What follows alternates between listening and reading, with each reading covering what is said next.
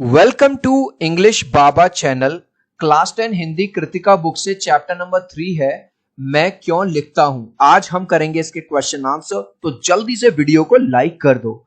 I hope children आपने video को like कर दिया है और अभी तक चैनल को सब्सक्राइब नहीं किया तो सब्सक्राइब कर दो सो दैट आपको हमारे सारे अपडेट्स मिलते रहे। क्वेश्चन नंबर 1 देखिए, लेखक के अनुसार प्रत्यक्ष अनुभव की अपेक्षा अनुभूति उनके लेखन में कहीं अधिक मदद करती है। पहला क्वेश्चन को समझो, वो कह रहा है कि अगर उसको किसी चीज का पता चले तो उस चीज का उतना ज्यादा असर नहीं पड़ता, लेखन में जो अनुभूति है, जो एक्सपीरियंस है, वो ज्यादा मैटर करता है। चिल्ड्रन अगर आपने ये चैप्टर पढ़ा है, उसने जो अमेरिका ने हिरोशिमा पे जो परमाणु बम गिराया था उसके बारे में न्यूज में अखबारों में पढ़ रखा था, लेकिन कुछ उतना असर नहीं पड़ा। लेकिन जब लेखक स्वयं जापान गया, जब उसने पत्थरों को भी जले हुए देखा, तब उसको ये चीज समझ में आई कि यार जिस परमाणु बम से पत्थर तक जल सकता है तो उसने इंसानों का क्या हाल किया होगा। तब जाके उसको मतलब एक मोटिवेशन आया, अंदर से अनुभूति हुई लिखने की। तो आंसर कैसे लिखेंगे, बस लेखक का मानना है कि सच्चा लेखन मन के अंदर से पैदा होता है। जैसे जब वो जापान गया, जब उसने खुद देखी घटनाएं, तब जाके जो लेखन है, मतलब उसका मन आया कि अब मैं इस घटना के बारे में लिखूंगा, ना कि बाहर की घटनाओं को देखकर। आपने इंग्लिश में एक लाइन सुनी होगी, motivation comes from with in. जो मोटिवेशन है वो अंदर से आता है, ना कि बाहर से। इसलिए के बाद लेखक के अनुसार प्रत्यक्ष पूरा का पूरा मैंने क्वेश्चन से ही लिख दिया है। नेक्स्ट क्वेश्चन, लेखक ने अपने आप को हिरोशिमा के विस्फोट का भोक्ता कब और किस तरह महसूस किया। सबसे पहले भोक्ता का मतलब समझो। भोक्ता का मतलब, जैसे मान के चलो आपके शहर में कोई रेस्टोरेंट खुला नया, अब वो 2 साल से था, लेकिन जब आप 2 साल बाद पहली बार उसमें गए, उसका खाना खाया, वहां पे बिल पे किया, तब आपको पहली बार एक्सपीरियंस हुआ। तो ऐसे ही लेखक को इस अटैक के बारे में न्यूज के माध्यम से, अखबारों के माध्यम से पता तो था, लेकिन जब वो खुद जापान गया, वहां पे उसने जले हुए पत्थर देखे, तब जाके उसको यह महसूस हुआ कि ये जो त्रासदी थी, ये जो दुर्घटना थी, ये बहुत ही ज्यादा भयंकर थी। मतलब तब जाके वो भोक्ता बना, मतलब उसको एक्सपीरियंस हुआ। आंसर कैसे लिखेंगे, लेखक ने हिरोशिमा के बम विस्फोट के बारे में अखबारों में पढ़ रखा था। मजा आ गया, अखबारों में से उसको पता था, लेकिन कभी उसका असली दुख दर्द महसूस नहीं कर पाया। ठीक है भाई, जैसे हम भी अपने घरों में सुनते हैं कि फलानी जगह बाढ़ आ गई, ठीक है भैया आ गई, चलो हमें दुख दर्द होता, लेकिन उतना कोई खास असर नहीं पड़ा। परंतु जब वह जापान गया और एक जले हुए पत्थर को देखकर उसने अनुमान लगाया, यहां देखो, जब वो जापान गया उसने देखा कि भाई साहब इस परमाणु बम ने तो पत्थर तक को जला दिया, उसको काला कर दिया। कि जो उसने देखा पत्थर के, उसने अनुमान लगाया कि जो विस्फोट पत्थर को भी जला सकता है, उसने इंसान का क्या हाल किया होगा। इस प्रकार लेखक हिरोशिमा के विस्फोट का भोक्ता बन गया। तो चिल्ड्रन रटना नहीं है, समझना है कि भाई जो चीज पत्थर को जला सकती है, पत्थर को काला कर सकती है, उसने इंसान की बॉडी का क्या किया होगा। मैं क्यों लिखता हूं के आधार पर बताइए कि लेखक को कौन सी बातें लिखने के लिए प्रेरित करते हैं। आंसर है लेखक की आंतरिक व्यवस्था, यानी कि अंदर से जो मोटिवेशन आता है, अंदर से जो वो फील करते हैं, वो उसे लिखने के लिए प्रेरित करती है। इसी का तीसरे का ख पार्ट है, मैं क्यों लिखता हूं के आधार पर बताइए किसी रचनाकार के प्रेरणा स्रोत किसी दूसरे को भी कुछ रचने के लिए उत्साहित कर देते हैं। चिल्ड्रन जैसे जब वाल्मीकि जी ने रामायण लिखी, अब वाल्मीकि जी की रामायण दूसरे लेखकों ने पढ़ी, तो कई और भी लेखक जैसे तुलसीदास जी भी आए और भी आए, उन्होंने भी रामायण को लिखा। ठीक है, तो क्लास में आपका दोस्त है, मान के चलो वो नई साइकिल ले आया, अब उसकी नई साइकिल देख के आपको भी मोटिवेशन आया, मैं भी साइकिल चलाना शुरू करूंगा। क्लास में वो फर्स्ट आ गया, आपकी मम्मी ने कहा देख तेरा दोस्त भी मेहनत कर रहा है, तू भी मेहनत कर। तो कई बार हम ऐसा भी मोटिवेशन आ जाता है किसी दूसरे को देख के भी। आंसर कैसे लिखेंगे, पूरा क्वेश्चन में से किसी रचनाकार के प्रेरणा स्रोत किसी दूसरे को भी कुछ रचने के लिए विभिन्न तरह से उत्साहित कर सकते हैं। जैसे पूरा जो मैंने अंडरलाइन किया वो पूरा क्वेश्चन से ही, जैसे जब वाल्मीकि जी ने रामायण लिखी तो इससे प्रेरणा लेकर दूसरे लेखकों ने भी इसके बारे में लिखा।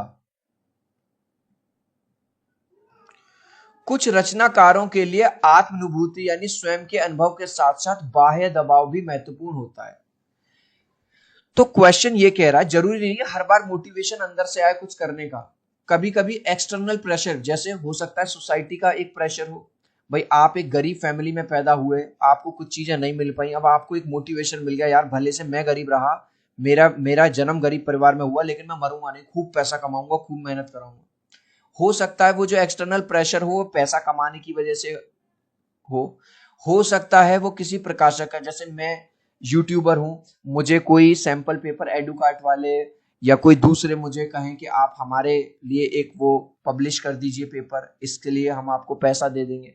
तो जो मोटिवेशनल फैक्टर हो सकते हैं, एक्सटर्नल फैक्टर्स हो सकते हैं, वो कुछ भी हो सकता है, वो सोसाइटी का हो सकता है, वो पैसे का हो सकता है, वो किसी पब्लिशर या का हो सकता है। तो पूरा क्वेश्चन में से कुछ रचनाकारों के लिए आत्मानुभूति स्वयं के अनुभव के साथ साथ बाह्य दबाव भी महत्वपूर्ण होता है। ये बाह्य दबाव है, मतलब एक्सटर्नल प्रेशर। नंबर 1 सामाजिक परिस्थितियां, जो भी मैंने दिखाया, जिस समाज में आपका जन्म हुआ। आर्थिक लाभ की आकांक्षा, यानी कि और ज्यादा पैसा कमाने के लिए आप और डबल डबल काम करो। प्रकाशकों और संपादकों का पुनः पुनः आग्रह करना, बार बार आपको पब्लिशर्स फोन कर रहे हैं, ईमेल कर रहे हैं कि सर हमारे लिए बना दीजिए, इससे आपको भी बहुत फायदा होगा, आपको भी पैसा मिलेगा, इस तरह से। क्या बाह्य दबाव केवल लेखन से जुड़े रचनाकारों को ही प्रभावित करते हैं? ये कह रहा है जो एक्सटर्नल प्रेशर होता है, क्या वो केवल राइटर्स के लिए है? नहीं। अब आप देखो बॉलीवुड की बात करें, शाहरुख खान, सलमान खान, अजय देवगन, अक्षय कुमार, क्या इन लोगों पे प्रेशर नहीं होता कि यार मुझे अच्छी से अच्छी पिक्चर बनानी है, हिट मूवी देनी है, ये करना है, बिजनेस करना है, बॉडी अपनी बनानी है, सिक्स पैक एब्स बनानी है? क्या जो सिंगर हैं, जो गायक हैं, क्या इन पे नहीं प्रेशर होता? क्या जो आइटम नंबर डांसर्स हैं, इन पे प्रेशर नहीं है? तो केवल लेखक पे प्रेशर नहीं है, एक्सटर्नल प्रेशर किसी पे भी हो सकता है। ठीक है, तो आंसर लिखेंगे बाहरी दबाव सभी प्रकार के कलाकारों को प्रेरित करते हैं। उदाहरण के लिए अधिकतर जैसे अभिनेता हो गए बॉलीवुड, जो मैंने अभी दिखाए, गायक हो गए, सिंगर्स हो गए, नर्तक कलाकार हो गए, को अपने दर्शकों, आयोजकों और श्रोताओं की मांग पर कला का प्रदर्शन करते हैं।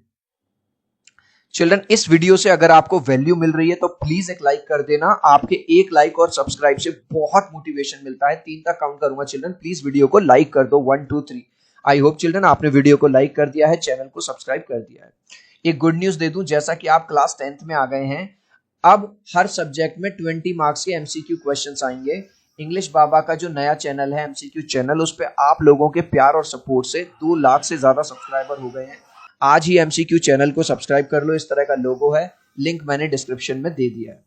नेक्स्ट, हिरोशिमा पर लिखी कविता लेखक के अंतः व बाह्य दोनों दबावों का परिणाम है। देखो, एक तो लेखक ने थोड़ा सा पढ़ रखा था अखबारों में, न्यूज में, और कुछ जब वो जापान गया तब उसने देखा कि क्या हालत हुई, तो मतलब उस पर दोनों तरह का प्रेशर था, मतलब अंदर से भी वो और बाहर जब वो खुद जाके देखा उसने तो वहां से भी।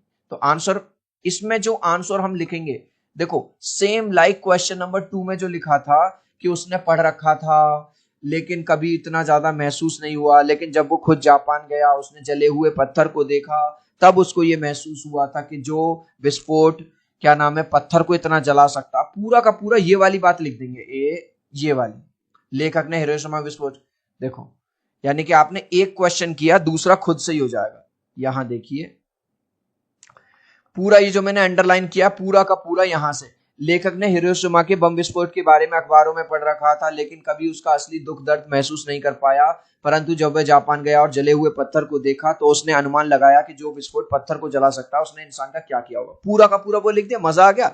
इसलिए कुछ अलग लिखने की चाह में लेखक का बाह्य दबाव हो सकता है। तो लेखक पे ये बाह्य दबाव भी हो सकता है कि चलो और सारे राइटर्स पर्यावरण के बारे में लिख रहे हैं, कोई बर्ड के बारे में लिख रहा है, कोई मोर के बारे में, मैं कुछ अलग लिखता हूं।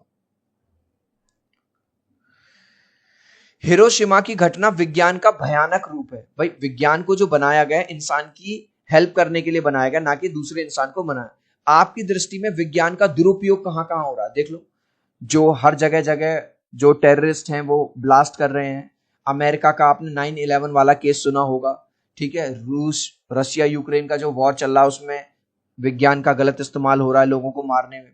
तो देखो, विज्ञान का दुरुपयोग निम्नलिखित तरीकों से हो रहा है। नंबर 1, आज आतंकवादी संसार भर में मनचाहे विस्फोट कर रहे हैं, नहीं कर रहे? अमेरिका पे 9/11 जो हमला हुआ था वो क्या था? वो भी यही था। रशिया का यूक्रेन पे जो हमला है वो भी इसी तरह से है।